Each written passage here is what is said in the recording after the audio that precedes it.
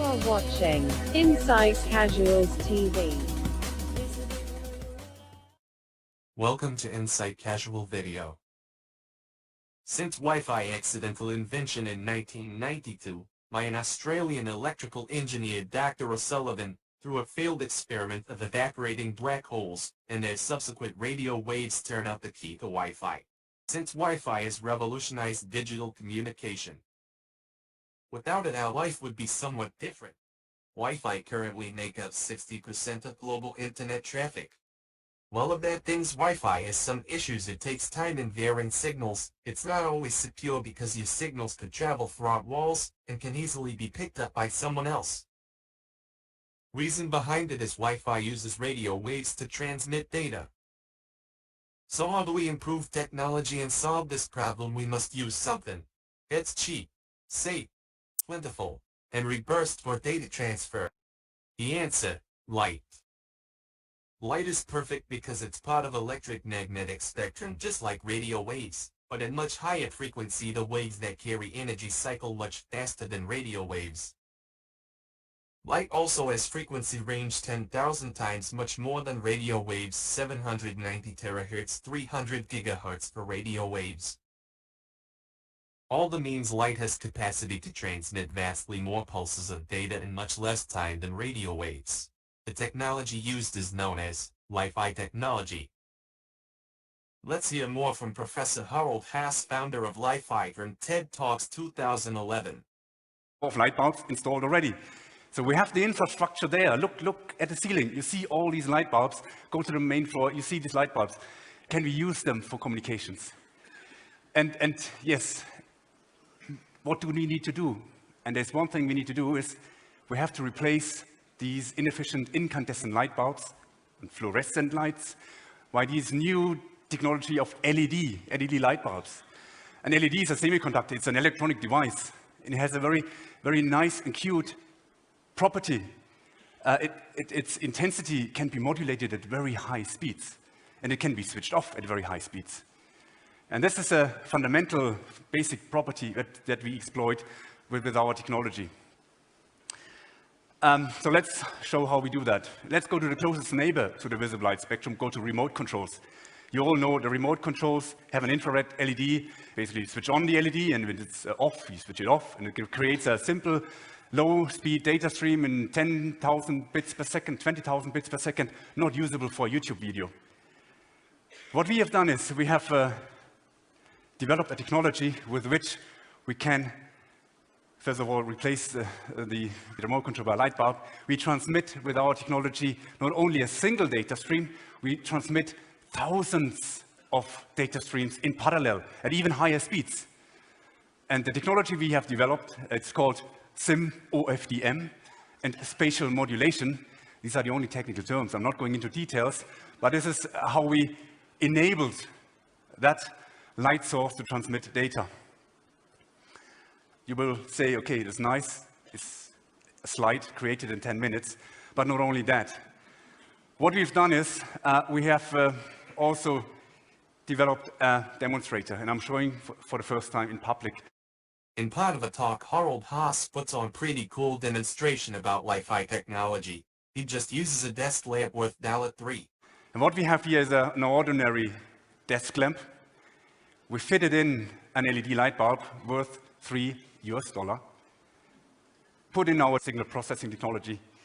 And then what we have here is a little hole, and the light goes through that hole. There's a receiver. The receiver will convert these little subtle changes in the amplitude that we create there into an electrical signal.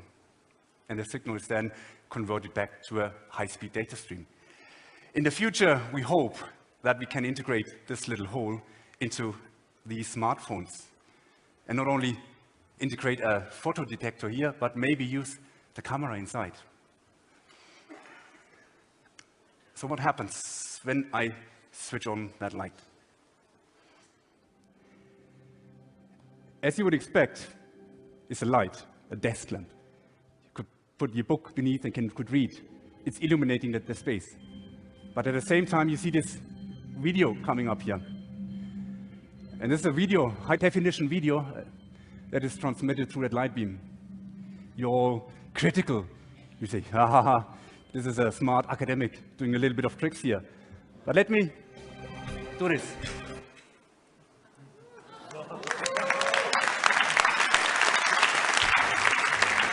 Once again, still don't believe?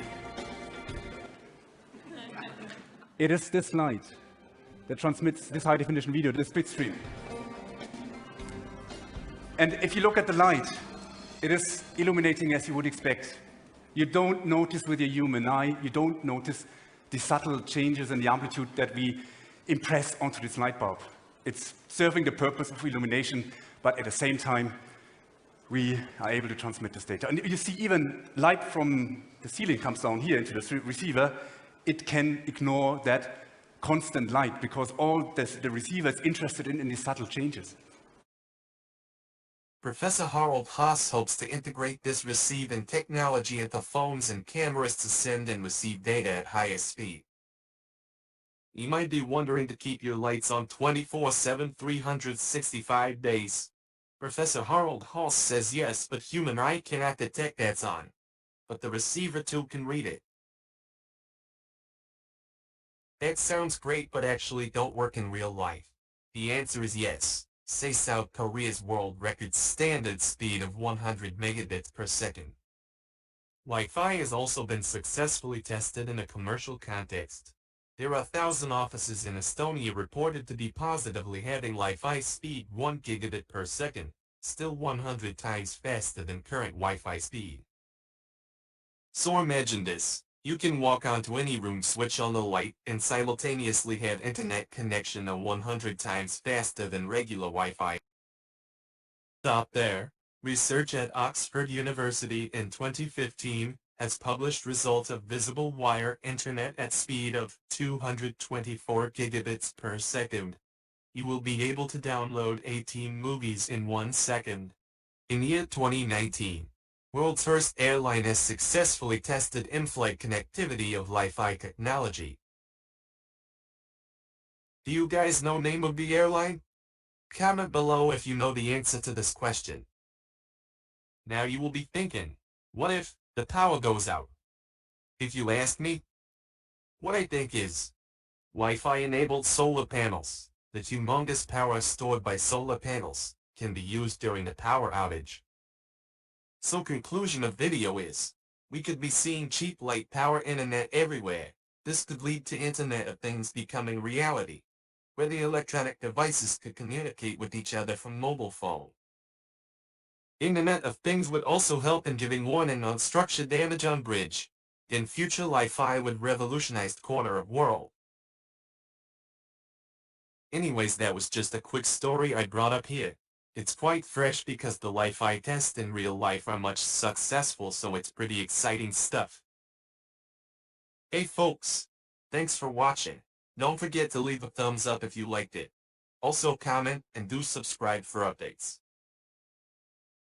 See you guys in next fresh video of Insight Casual. Or then, sayonara. You are watching Insight Casuals TV.